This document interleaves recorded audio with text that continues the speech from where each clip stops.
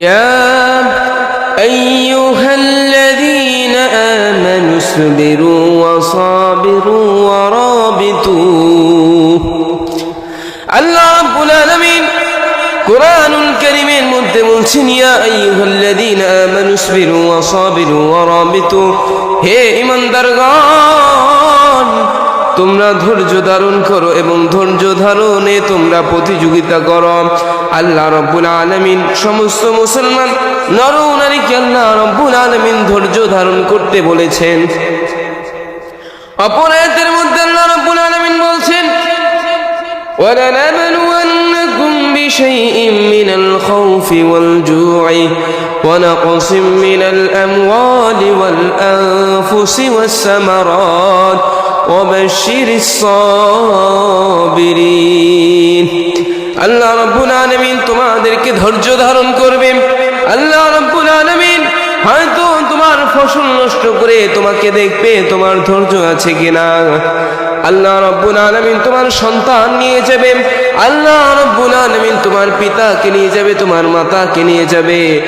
এই পিতা মাতাকে নেওয়ার মাধ্যমে আল্লাহ তোমাকে পরীক্ষা করবে যে তুমি আল্লাহর উপরে ভরসা রাখো কিনা।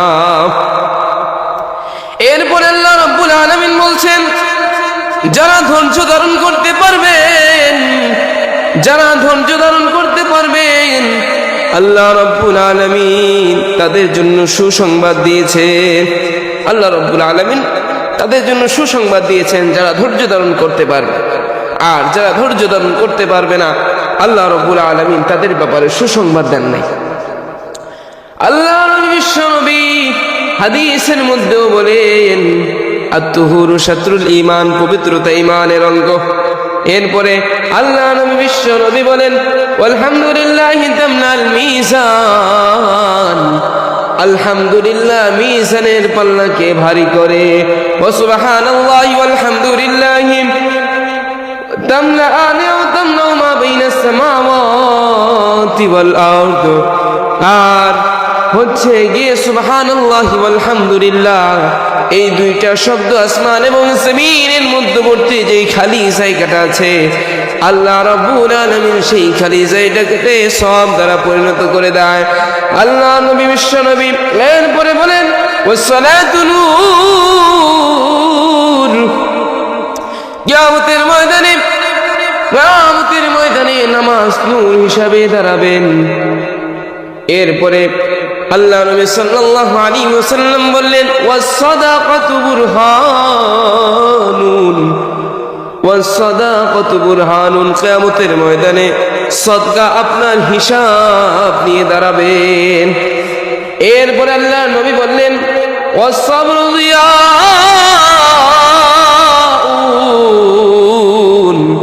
কিয়ামতের ময়দানে সবর ধৈর্য ধারণ করা আপনার হিসাব নিয়ে দাঁড়াবে। এজন্য আমাদের প্রত্যেককে ধৈর্য ধারণ করতে হবে। আল্লাহ নবী সাল্লাল্লাহু আলাইহি ওয়াসাল্লাম ধৈর্য ধারণ করেছেন, মারিয়াম আলাইহিস সালাতু ওয়াস সালাম ধৈর্য ধারণ করেছেন। ও মুসলমান, সমস্ত পয়গম্বর ধৈর্য ধারণ করেছেন, সাহাবায়ে কেরাম রাদিয়াল্লাহু তাআলা আনহু ধৈর্য ধারণ করেছেন, সমস্ত পয়গম্বর ধৈর্য ধারণ করেছেন। এমনকি আমার নবী বিশ্ব নবী আকাইনামদার তাজদারে নবী মুহাম্মদুর রাসূলুল্লাহ সাল্লাল্লাহু আলাইহি ওয়াসাল্লাম ধৈর্য ধারণ করেছে। আল্লাহ নবী বিশ্ব নবী রাহমাতুল লিল আলামিন ধৈর্য ধারণ করেছেন এই ইসলামের জন্য। আল্লাহ নবী বিশ্ব নবী উহুদের ময়দানে মার খেয়েছেন, আল্লাহ নবী বিশ্ব নবী তায়েফের ময়দানে রক্ত ঝরিয়েছেন, খন্দকের যুদ্ধে তার দন্দান মোবারক শহীদ করেছেন। আল্লাহ নবী সাল্লাল্লাহু আলাইহি ওয়াসাল্লাম তার ধৈর্য হারাননি। তায়েফের ময়দানে যখন রাসূল সাল্লাল্লাহু আলাইহি ওয়াসাল্লাম দাওয়াত দিয়ে যখন তায়েফের ময়দানে গেলেন তখন তায়েফবাসীরা রাসূল সাল্লাল্লাহু আলাইহি ওয়াসাল্লামকে পাগল বলে আখ্যায়িত করলেন।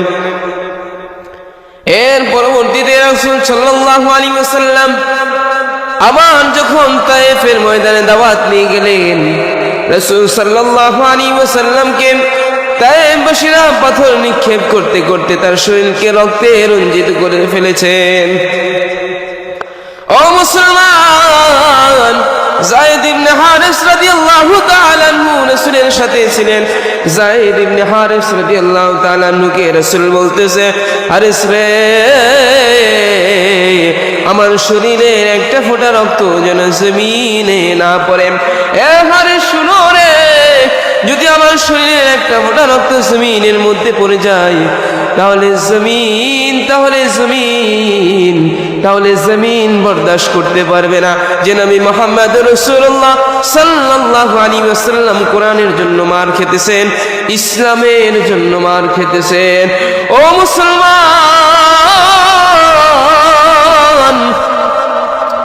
এরপরে যখন রাসূল সাল্লাল্লাহু আলাইহি ওয়াসাল্লামের জুতা মুবারক রক্তে আটকে গিয়েছেন, যখন জুতা মুবারক আটকে গিয়েছেন, রক্ত পড়তেছে, আল্লাহ রাব্বুল আলামিন জিবরাইল আলাইহিস সালামকে ডাক দেয়া বলেন, জিবরাইল,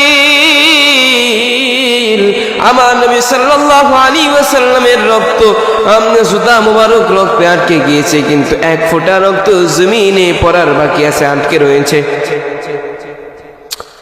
এ জিবরাইল, আমার রাসূলের একটা ফোঁটা রক্ত যেন জমিনে না পড়ে।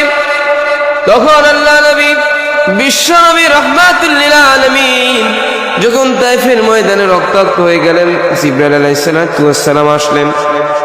জিবরাইল আলাইহিস সালাম আসার পরে জিবরাইল আলাইহিস সালাম আল্লাহ নবী বিশ্ব নবীকে বললেন, হাবিব, আপনি শুধু আমাকে একবার অর্ডার দেন, তায়েফবাসীকে দুই পাহাড়ের চাপা দিয়ে আমি নিষ্পেষিত করে দেব। ইয়া রাসূলুল্লাহ, ইয়া হাবিবাল্লাহ, আপনি শুধু একবার অর্ডার দেন, এই তায়েফবাসীকে আমি উল্টে ফেলব। তখন রাসূল সাল্লাল্লাহু আলাইহি ওয়াসাল্লাম জিবরাইল আলাইহিস সালামকে ডাক দিয়ে বলেন, জিবরাইল, ও জিবরাইল, শুনো, আমার কাজ হচ্ছে মানুষদেরকে দাওয়াত দেওয়া। এই মানুষগুলো যদি দুনিয়া থেকে চিরবিদায় নিয়ে চলে যায়, এই মানুষগুলো যদি ধ্বংস হয়ে যায়, আমি কার কাছে গিয়ে দাওয়াত দেব? ও জিবরাইল, দরকার নাই, এই মানুষগুলোকে নিষ্পেষিত করার দরকার নাই।